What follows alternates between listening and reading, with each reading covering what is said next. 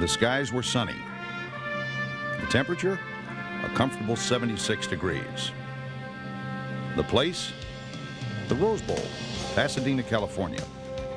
The occasion, Super Bowl 21, the spectacular climax to the professional football season. It has been called the Great American Timeout. Work ceases in every city and town. Thousands of parties are organized. The crime rate drops out of sight. Besides the 102,000 fans that are here, over 120 million more will see it on television. Without doubt, the single most important sports event of the year. The opponents, the New York Giants and the Denver Broncos. Everyone's normal routine has been rescheduled to see these champions compete. There can be no greater honor or more thrilling experience than for a player to participate in this great contest. And what follows are a few highlights from that game and some comments by the champions. Their afterthoughts may not be what you would normally expect to hear from Super Bowl heroes.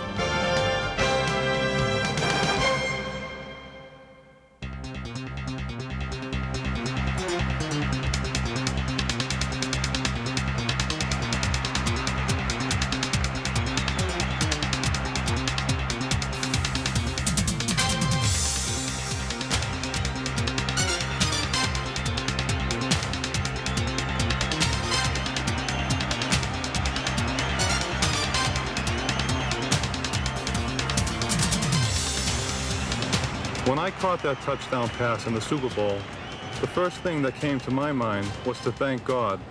So I knelt briefly and made the sign of the cross as a gesture of thanksgiving. A simple action that said thanks for my good fortune. To my teammates and coaches for preparing me for this moment, to the fans for their encouragement, to my family and friends for their love and understanding. But most of all, to God and my parents who gave me the greatest gift of all, life. At the end of the game, all of the Giant players left the field champions.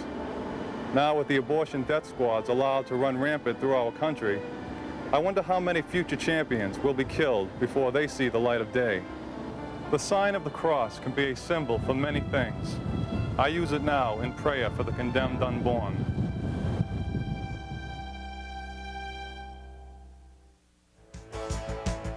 The score was 10-7 Denver. At this point, anybody's game.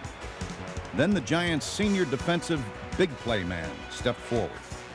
And nobody could block him. He didn't stop until he had sacked Elway in the end zone for a safety. Many say this was the play that turned the game around for the Giants. I'm glad I was able to help turn the tide in the Super Bowl with that safety. I hope and pray that the Supreme Court has begun to turn the tide against the legalized destruction of babies allowed by the Roe v. Wade decision. That infamous decision said that unborn babies have no rights, just as the shameful Dred Scott decision said that black people have no rights. I hope you will help right this terrible wrong.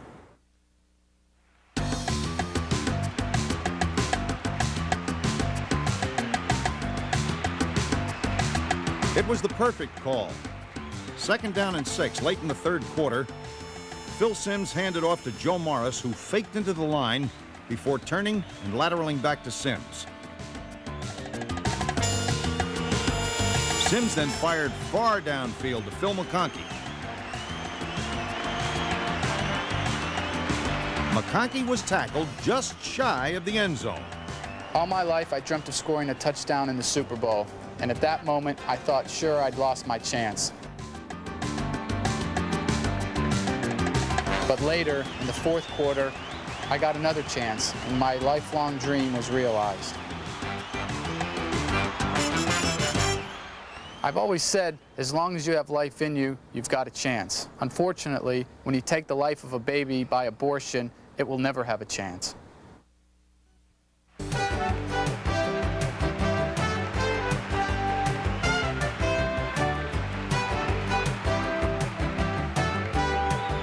Joe Morris not only led all runners in the Super Bowl, he outrushed the whole Bronco team. A good part of the reason was the blocking of Godfrey. Here he is throwing the key block that allows Joe to score.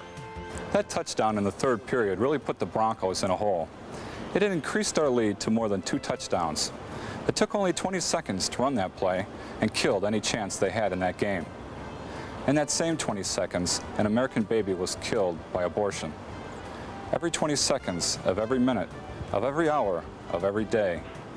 Since Roe versus Wade, over 25 million American babies have been killed. 1 every 20 seconds.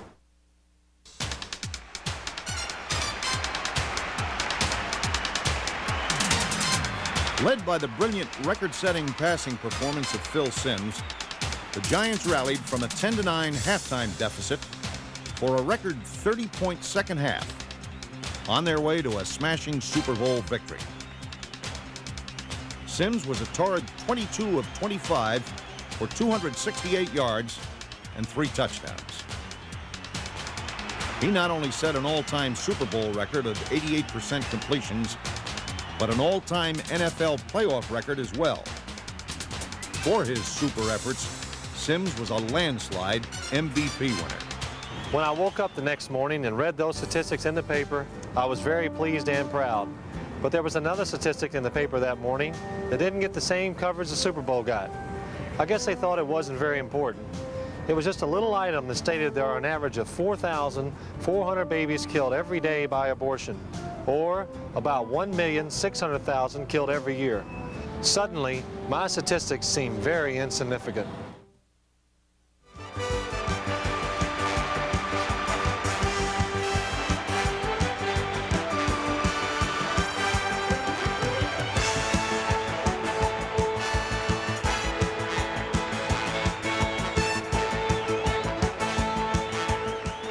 One of the scenes that will remain permanently etched in the minds and the hearts of everyone who saw this Super Bowl. The love between a father and his son. Winning the Super Bowl was one of the 2 top things that happened in my life. Here's number 1. I love you, Dad. It's great to be alive. The child needs special safeguards and care, including appropriate legal protection before as well as after birth. Preamble, United Nations Declaration on Rights of the Child. We hold these truths to be self-evident, that all men are created equal, that they are endowed by their Creator with certain unalienable rights, that among these are life, liberty, and the pursuit of happiness. United States Declaration of Independence. One of every 3 pregnancies is ended by abortion. If the abortionists had their way, which 2 of these giants might never have had the chance to be champions? Those whose voices will prevail are those who offer a message. The people who would put an end to the slaughter of unborn children have the best message in the world: life itself. These people are the true champions. Champions for life.